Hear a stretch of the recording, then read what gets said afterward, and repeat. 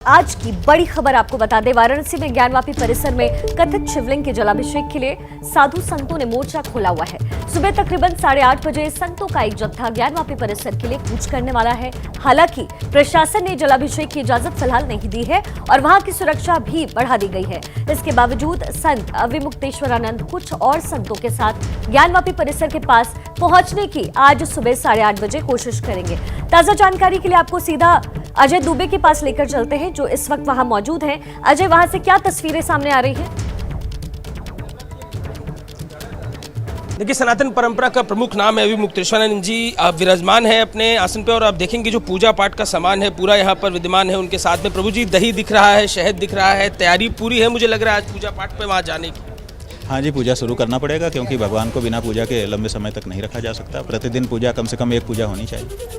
ये बताएं प्रभु जी कि न्यायोचित एक पूरी प्रक्रिया चल रही है, उस प्रक्रिया के तहत जब राम मंदिर में भी हमने देखा फैसला आया तो पूजा पाठ को लेकर एक सिलसिला पूरा हमने एक नया देखा। यहाँ पर तो अभी क्योंकि इसकी जो सत्यता है वही स्थापित नहीं हो पाई है, कैसे भावी मन में आ रहा है कि पूजा पाठ? अच्छा, मैंने हम असत्य मान करके लड़ रहे हैं। जो हिंदू पक्ष कोर्ट में गए हैं वो वहाँ पर मानते हैं कि शिवलिंग नहीं है और अब बन जाएगा शिवलिंग, ऐसा मान करके गए हैं क्या? आप बताइए। वो तो ये मान के गए हैं ना कि वहाँ पर शिवलिंग है, ज्योतिर्लिंग है, ये मान करके गए हैं ना। तो जब ज्योतिर्लिंग है तो पूजा होनी चाहिए। स्वामी जी, एक पक्ष ये कह रहा है कि ज्योतिर्लिंग है, एक पक्ष उसे फव्वारा कह रहा है। आप क्योंकि काल से परंपरा रही है साधु सन्यासियों की कि वो द्वंद्व करते रहे हैं, इस बार क्योंकि आप बोले कि वैधानिक प्रक्रिया से भी आप गए हैं, क्यों पूजा होनी चाहिए? जरा ये बताइए कि पूजा क्यों होनी चाहिए? पूजा इसलिए होनी चाहिए कि भगवान में प्राण होते हैं। मूर्ति में हम लोग मूर्ति के पूजक नहीं हैं।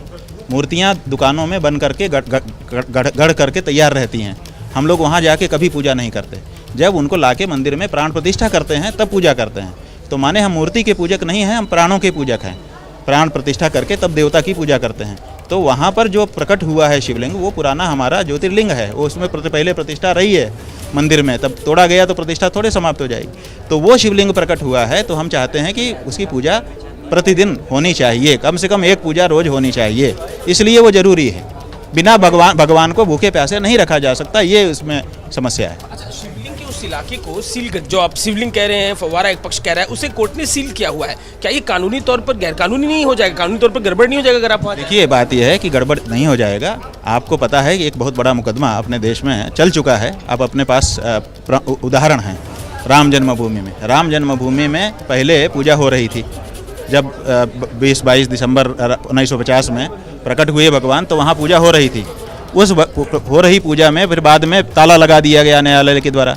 जब ताला लगा दिया गया, कई वर्षों तक ताला लगा रहा, तब ताले के बाहर भी लोग जा करके पूजा करके परिक्रमा कर रहे थे। और फिर 83 में ताला खोल दिया गया, फिर उसके बाद भी पूजा हो रही थी और कोर्ट में केस भी चल रहा था। तो पूजा से कोर्ट के केस में कोई बाधा नहीं आती है। राम मंदिर वाले में मैंने आंदोलन में आपकी भूमिका कई बार देखी, कुंभ के दौरान भी आपसे बात हुई थी। अब उस दौर में क्योंकि आरएसएस भी जुड़ा हुआ था राम मंदिर के आंदोलन से, इसको लेके आरएसएस प्रमुख ने एक बात कही है कि हर मस्जिद में शिवलिंग नहीं खोजना चाहिए। आप सन्यासी परंपरा के हैं, आप इस कथन को कैसे देखते हैं?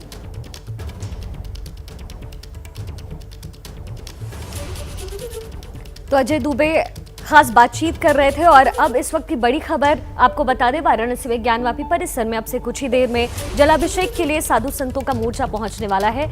सुबह 8:30 बजे का ये वक्त तय किया गया है, जिसमें संतों का एक जत्था ज्ञानवापी परिसर के लिए कूच करेगा। हालांकि आपको बता दें, प्रशासन ने जलाभिषेक की इजाजत नहीं दी है। कल में पूजा अर्चना करके फिलहाल चला जाता है। लंबे समय से यही प्रक्रिया चल रही है। यहाँ पर तो न्यायालय में एक बात गया, वहाँ से कमिश्नर नियुक्त हुआ, कमिश्नर ने आके सर्वे किया, सर्वे से निकल के आया। तो हमने नहीं झांका, न्यायालय ने कमिश्नर के माध्यम से झांका है। तो क्या वो न्यायालय को कह रहे हैं कि झांक ताक बंद करो? ये बड़ा सवाल है कि क्या न्यायालय को अधिकार नहीं है कि वो कहीं देखना चाहे तो देख सके? क्या संघ प्रमुख न्यायालय को प्रकारांतर से कह रहे हैं कि इस तरह के फैसले पास मत करो, इस तरह का सर्वे मत करवाओ? और अगर ऐसा उनको हिंट कर रहे हैं तो ये बहुत गंभीर बात है। न्यायालय को स्वतंत्र रहने देना चाहिए। न्यायालय के ये देखिए, बहुत दिन से इस सरकार पर और इस सरकार के साथ पर आरोप लगते रहे हैं कि ये संस्थाओं पर अपना अधिकार जमाते हैं। तो ये जो बात कही गई है मोहन भागवत जी के द्वारा, इस बात को पुष्ट करती है कि ये प्रकारांतर से न्यायालयों को कह रहे हैं कि इस तरह के फैसले मत करिए, इस तरह के कमीशन मत बैठाइए, इस तरह के सर्वे मत कराइए। तो अगर ऐसा कह रहे हैं संघ प्रमुख तो बहुत आपत्तिजनक है, बहुत ही गंभीर बात है। जी, आप तमाम मामलों में खुद पक्षकार बन के रहते हैं, कानूनी प्रक्रियाओं में भी इन्वॉल्व रहते हैं, प्लेसेस ऑफ वर्शिप एक्ट को आप कैसे देखते हैं? क्योंकि प्लेसेस ऑफ वर्शिप एक्ट की मूल इस वाद में मुस्लिम पक्ष जो है बार बार उठा रहा है। देखिए, प्लेसेज ऑफ वर्शिप एक्ट जो है वो कानून की मूल भावना के विपरीत है, और कानून की ही मूल भावना के विपरीत कोई कानून नहीं बन सकता। कानून की मूल भावना क्या है कि हमारे सामने जब कोई विचार के लिए बिंदु लाया जाएगा तो हम उस पर गवाही साखी लेकर के दूध का दूध पानी का पानी कर देंगे। ये न्याय की मूल भावना है। अब ये एक्ट कहता है कि 1947 में जो था उस पर विचार ही नहीं होगा, जैसे का तैसा रह जाएगा। तो सवाल ये है कि फिर न्याय की प्रक्रिया जो है कि दूध का दूध पानी का पानी कर देंगे, उसका क्या होगा? तो ये स्टेटस को के जो आदेश होते हैं वो अंतरिम आदेश होते हैं, वो सदा के लिए अंतिम आदेश नहीं हो सकते। अंतरिम आदेश के रूप में 1991 का कानून तत्काल झगड़ा बचाने के लिए अगर ज़रूरी था लाया गया, उसका उपयोग कर लिया गया, वो अलग बात है। लेकिन ये सदा सदा के लिए कानून नहीं बन सकता, क्योंकि कानून की इस मूल भावना के विपरीत है कि कानून के सामने लाए गए बिंदु का विवेचन करके निर्णय कर देना चाहिए। तो निर्णय कर देना ही अंतिम नीति है, नियति है। इसमें ये लगा देना कि जैसा है वैसे ही रहेगा, कुछ निर्णय ही हम नहीं करेंगे, ये मूल भावना के विपरीत है। इसलिए इस कानून को लंबे समय तक नहीं बनाए के रखा जा सकता है। इस कानून को बना करके उपयोग कर लिया गया तत्काल उस समय के लिए, लेकिन इसको अंतिम नहीं बनाया जा सकता। इसको खंडित होना ही होना है। विवेचना वर्णन कर रहे हैं आप, विवेचना का निर्णय का, मैं सामने पुलिसकर्मी देख रहा हूँ।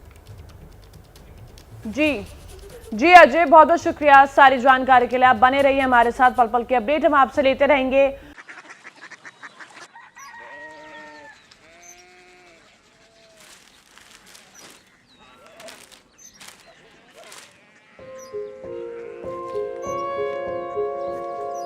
बाबा बाबा, कोरिया सिटी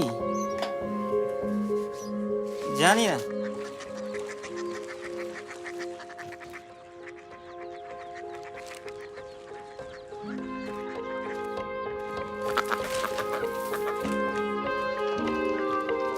कोरिया सिटी?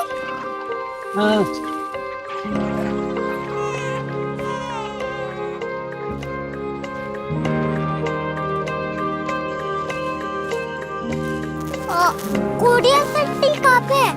शहर अंग्रेजी लगे हैं।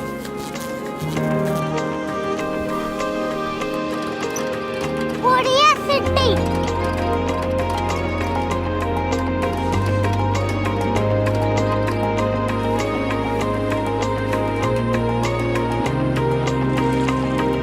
वो बहुत दूर है।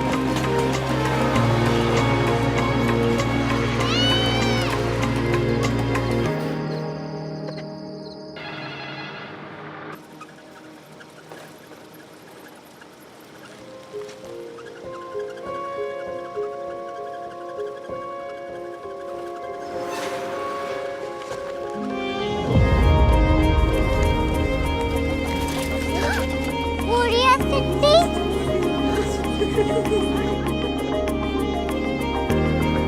दुनिया को कुछ लोग बड़े होते हैं। कोरिया सिटी कहाँ है? प्रोफेसर साहब को पता होगा। हो, ये छोटा वाला ग्लोब लगता है और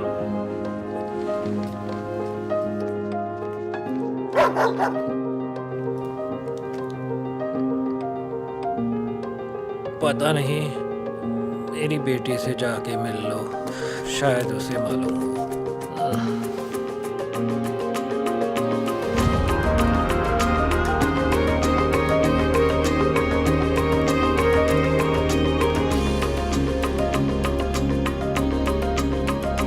हाय, बाबा ने भेजा है। Come here. Korea city. Korea city नहीं, क्यूरियोसिटी। वो क्या? That's what brought you here? जो तुम्हें यहाँ तक ले आया। क्यूरियोसिटी।